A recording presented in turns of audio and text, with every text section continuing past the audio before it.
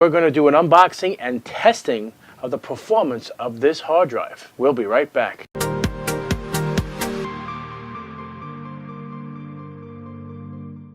Hey guys, this is Joeteck from JoeteckTips. We're on Facebook and Twitter, and today we're going to be looking at the Western Digital Elements 4 terabyte hard drive. Windows 10, 8, and 7 compatible, and you'll have to reformat it for the Mac.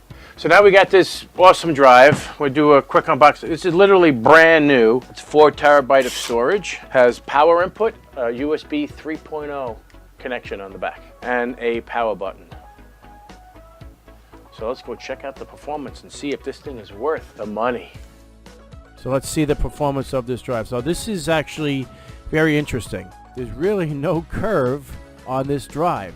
I mean, it's a slight dip in the 2 terabyte range or 2.2 terabyte range, but then suddenly goes right back up again and goes across the board. So the cache on this hard drive is impressive.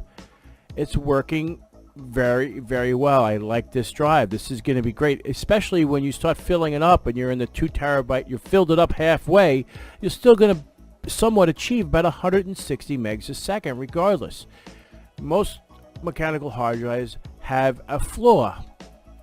Okay, so now as you see from the beginning of the drive all the way to the end to 2 terabyte, you start to see a performance drop.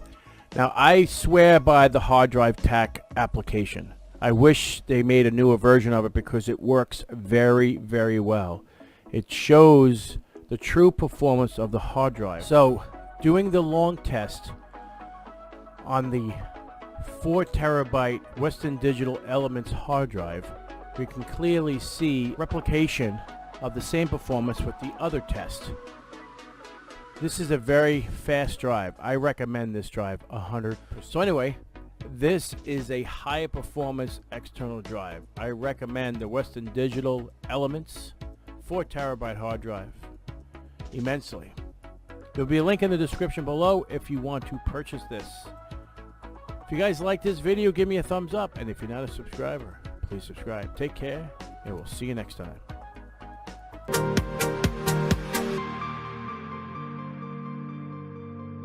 Creative Labs iRaw. Plug it in like this. The inside of this is really impressive. 100A in the Prius. The AC adapter, 1 amp charger, and it's big, and it's made out of aluminum. Okay, as you can see, the backup is complete.